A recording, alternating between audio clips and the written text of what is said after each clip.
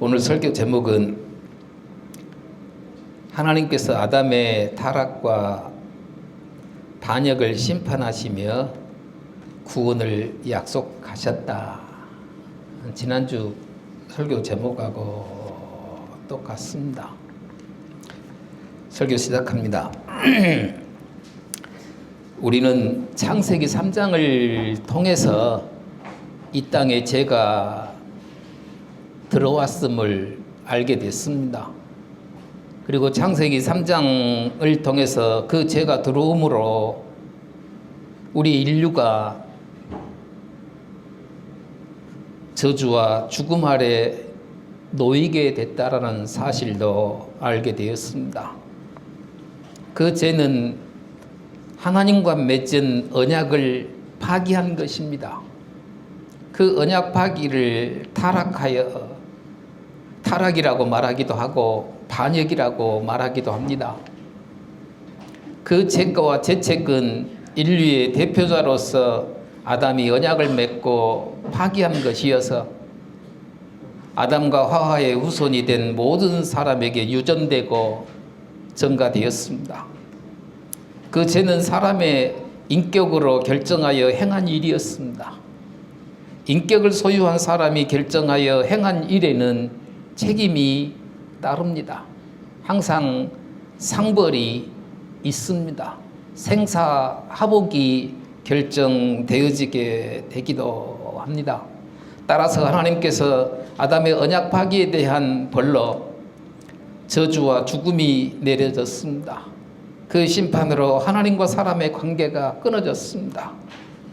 하와는 임신과 출산의 고통을 동반한 채 살다가 죽게 됐습니다. 아담도 평생 땀을 흘리면서 생계 유지하다가 죽게 됐습니다. 땅이 저주를 받았습니다. 노아 홍수 후로 기후도 변하고 인간 수명도 단축됐습니다. 하나님의 심판 주문대로 생태계의 존재 변화가 일어났습니다. 아담의 타락과 반역의 죄로 인하여 하나님과 관계가 끊긴 사람은 하나님께서 명하신 법과 질서를 벗어나서 살게 되었습니다. 고로 사람의 마음은 자기 중심적이어서 점점 더 완악해지고 타인에 대한 공감이나 이해가 없는 상태로 살아왔고 살아가고 있습니다.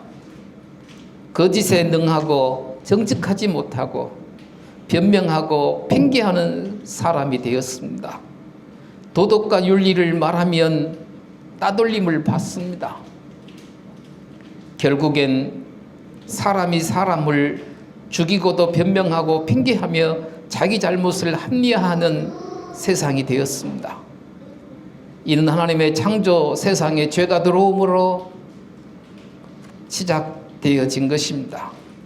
그 죄가 사람의 본성에 영향을 끼치고 그 죄가 사람의 본성에 영향을 끼칠 뿐만 아니라 정복해서 죄 짓는 것이 사람의 본성이 되어져 버렸습니다. 그 죄 짓는 일이 사람의 본성이 되어서 세상이 매우 어둡게 만들어졌습니다. 하나님께서 세우신 법과 질서가 없어졌습니다. 생명의 온천이신 절대자 하나님이 부정되고 무시되었습니다. 사람이 세상의 주권자요, 사람의 지성이 세상을 좌지우지하고 무소불위의 세상이 되게 했습니다. 따라서 사람이 사람의 삶을 두려움과 공포 속에 살게 만들어 놓았습니다. 안전한 세상을 불안하게 만들었습니다. 화평한 세상을 전쟁터로 만들었습니다.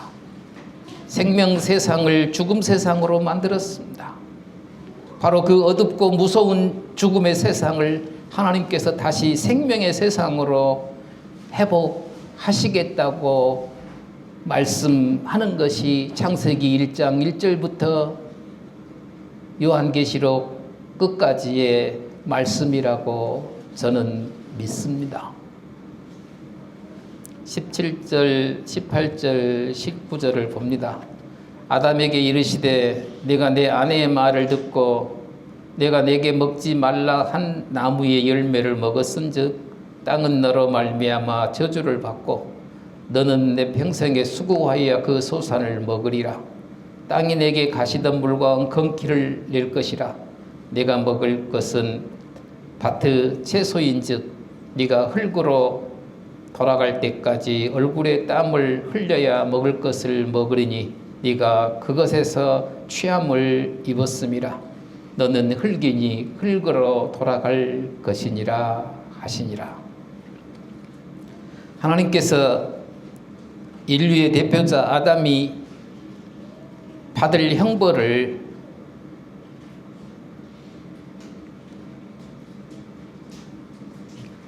형벌은 땅이 아담 때문에 저주를 받고 아담의 삶은 평생 아픔과 고통을 동반한 채 먹고 살게 하셨습니다.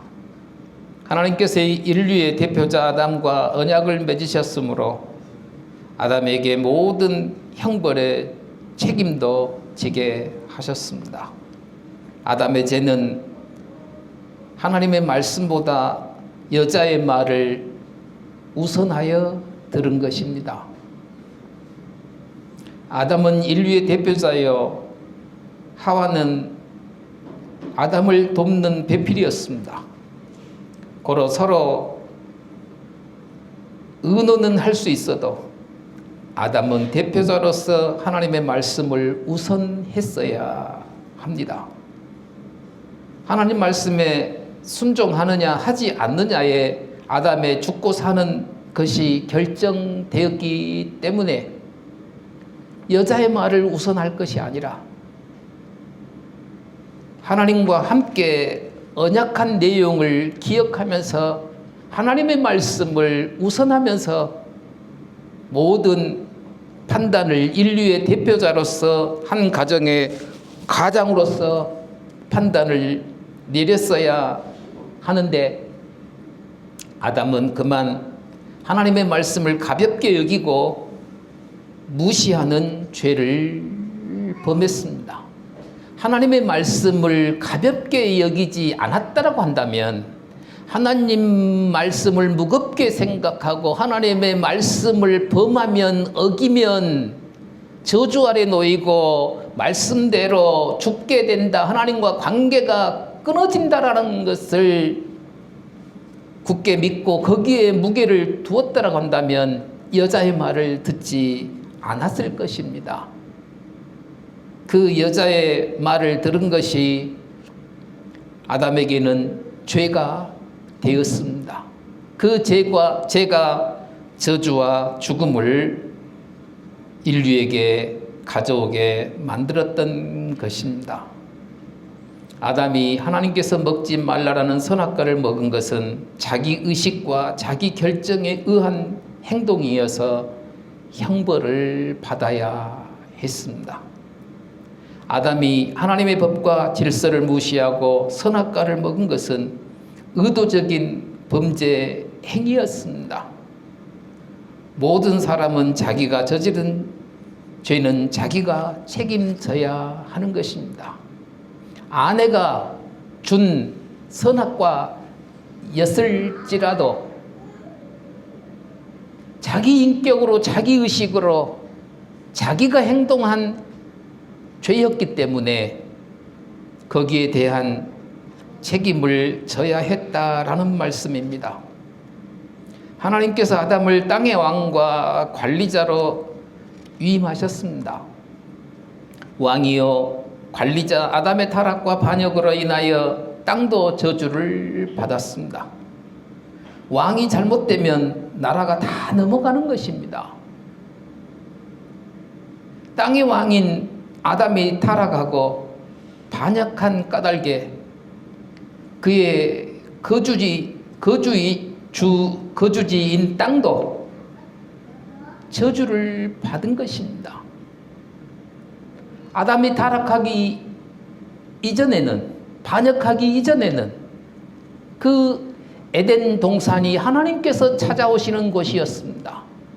구약의 표현대로 한다면 하나님께 예배하는 성전이었습니다. 그 성전이 이제는 아담의 타락으로 저주를 받아서 에덴 동산이 하나님께 예배하는 장소가 아니었습니다. 아담이 거주하는 땅이 저주를 받아서 하나님을 높일 수 없는 곳이 되어져 버리고 말았습니다. 땅이 저주받았다라는 의미는 땅에 속한 모든 것이 부패와 해체에 종속되었음을 말합니다.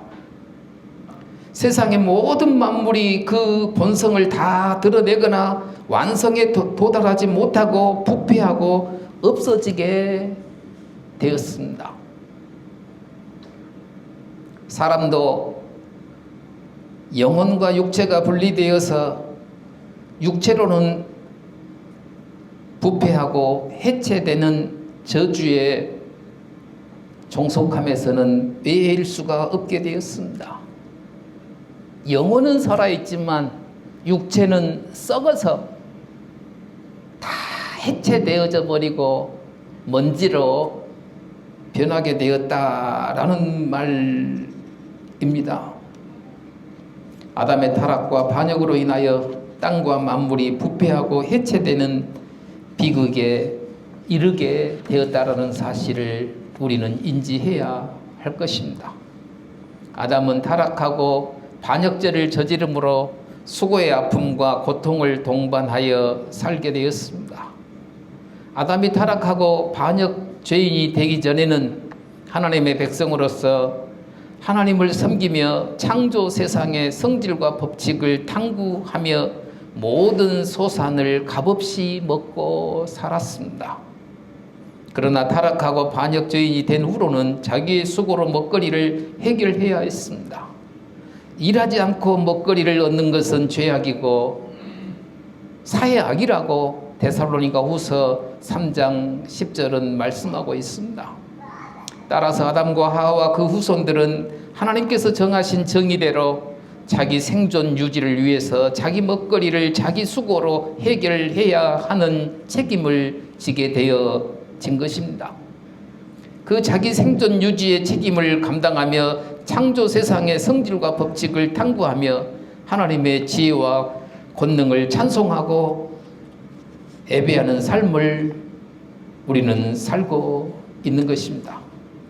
아담의 타락과 반역으로 인하여 땅이 풍성한 곡식과 과일을 맺는 것이 아니었습니다.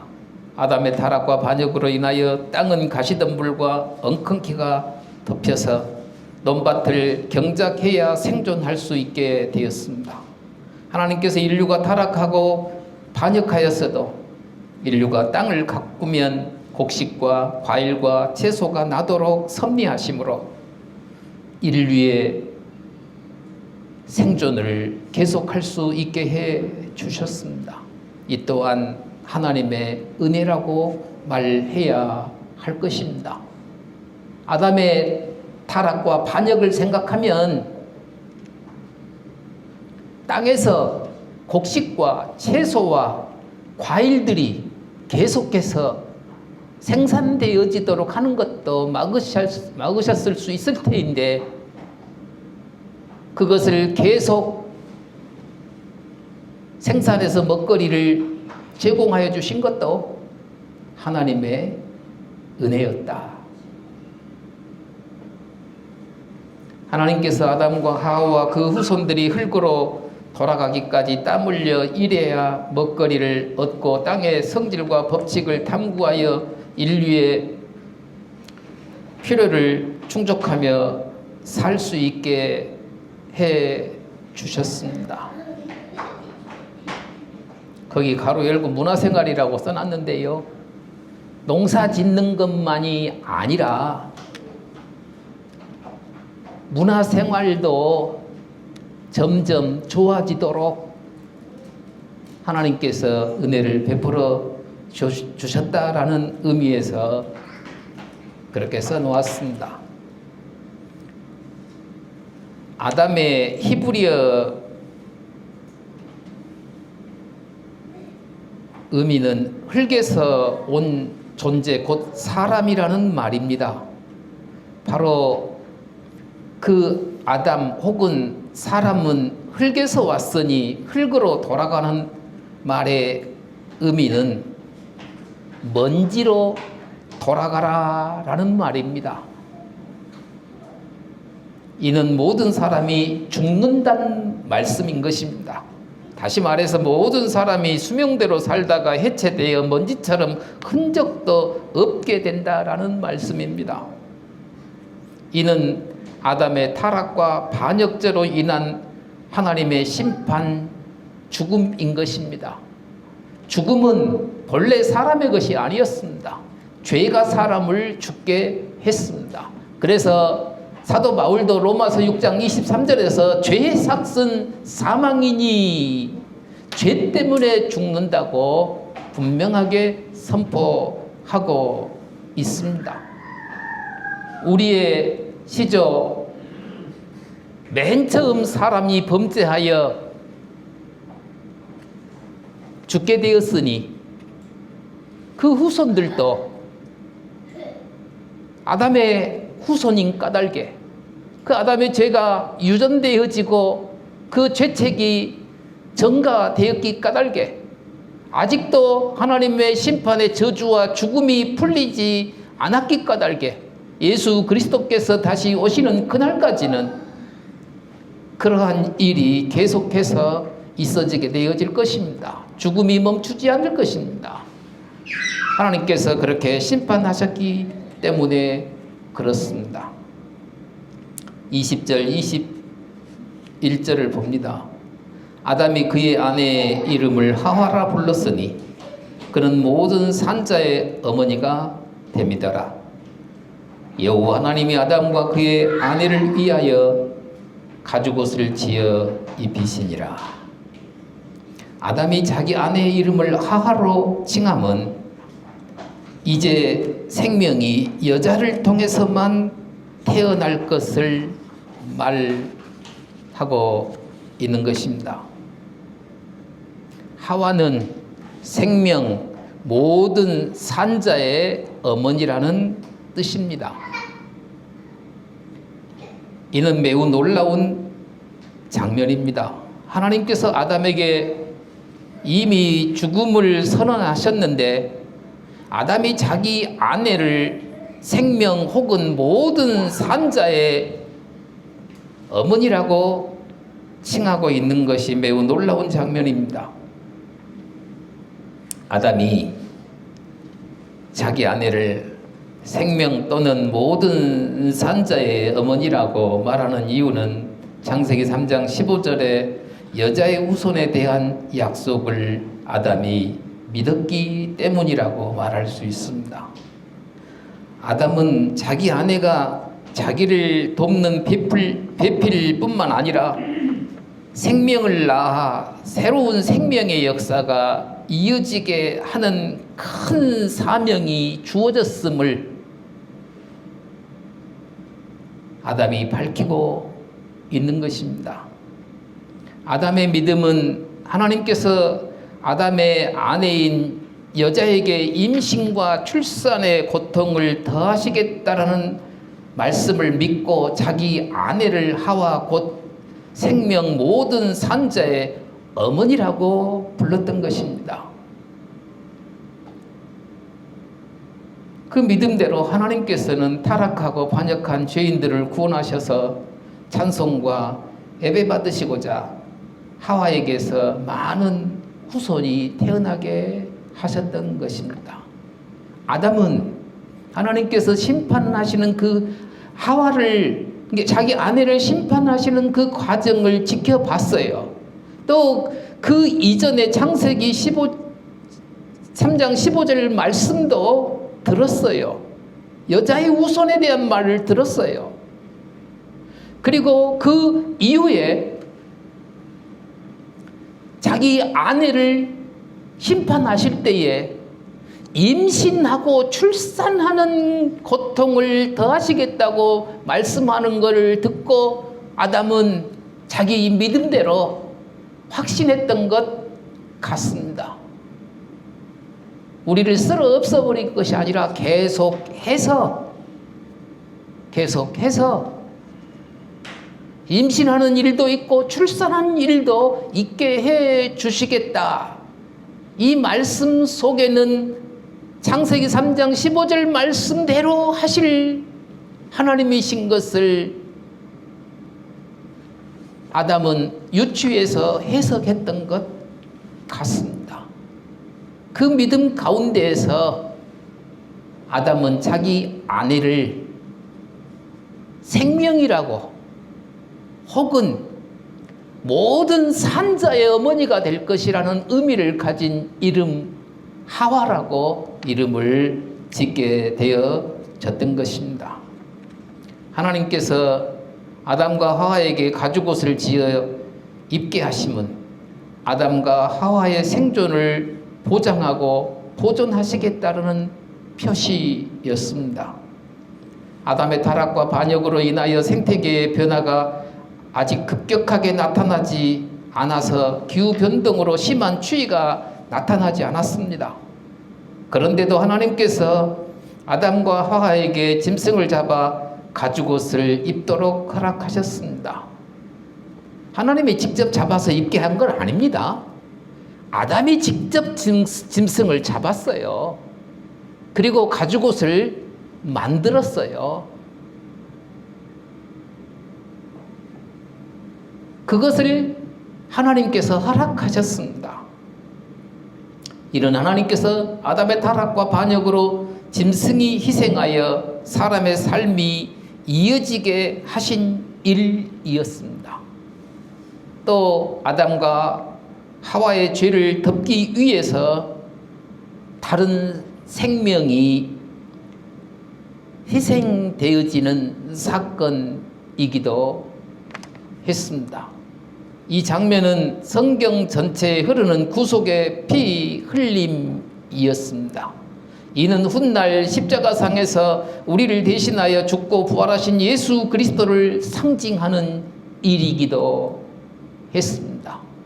단순하게 아담과 하와가 가죽옷을 만들어 입도록 허락하셨다가 아니라 하나님께서 훗날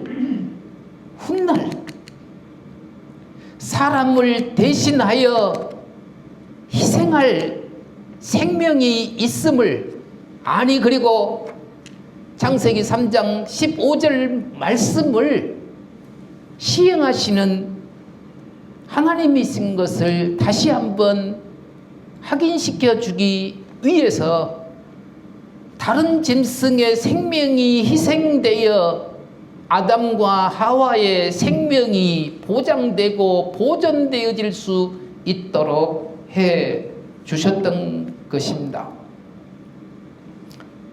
하나님께서 가죽옷을 입게 하신 일로 인하여 아담과 하와는 바로 죽게 되는 것이 아니라 형 집행이 유예되었음을 알게 되었습니다. 아담과 하와는 하나님의 보호 아래 살 수 있음도 알게 되었습니다. 그리고 창세기 3장 15절 말씀이 그들을 위한 말씀으로 믿고 다시 하나님의 백성이 되어 하나님 섬김의 삶을 살게 되리라는 소망을 품기도 했습니다. 사람들은 자기의 선한 행위, 자기의 수고, 자기의 종교, 자기 지성으로 죄를 덮거나 가리려고 합니다. 그럴 수 있다면 하나님께서 내가 너를 위해서 옷을 준비했다. 바로 그 옷이 예수 그리스도입니다. 사람들은 자기 지성으로 등등 모든 걸로 가리려고 하지만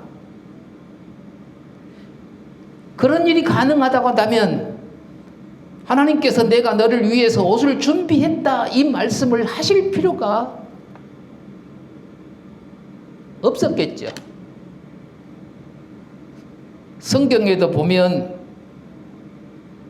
너희는 예수 그리스도의 옷을 입으라 라고 말씀하고 있는데 그 말씀 속에서 창세기 3장에서 말씀하고 있는 이 가죽옷을 생각해 본다면 너희는 그리스도로 옷을 입으라 라는 말씀은 예수 그리스도를 믿는 믿음 안에서 구원받으라. 예수 그리스도를 믿으면 죄 용서가 되고 의롭게 되어지고 다시 하나님 백성 되어 하나님을 찬송하고 경배하는 자리에 영원히 살게 되어질 것이라는 말씀을 너희는 그리스도로 옷 입으라고 말씀하고 있는 것입니다.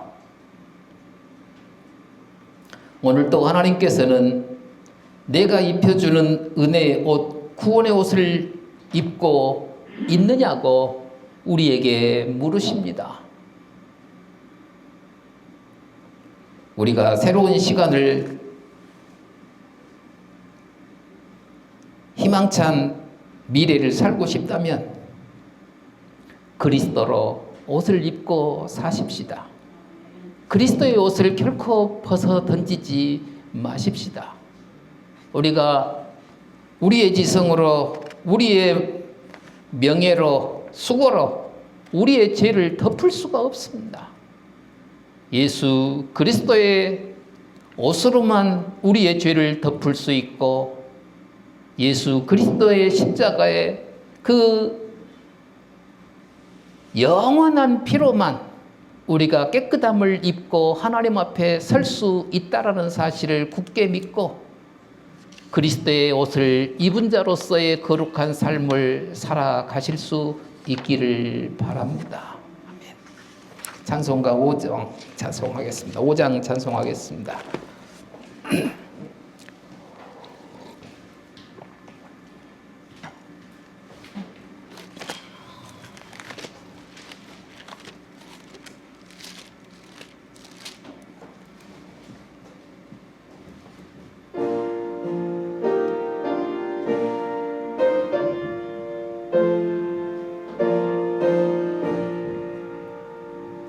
이 천지가 만물들아 복 주시는 주 여호와 전능 성부 성자 성령 찬송하고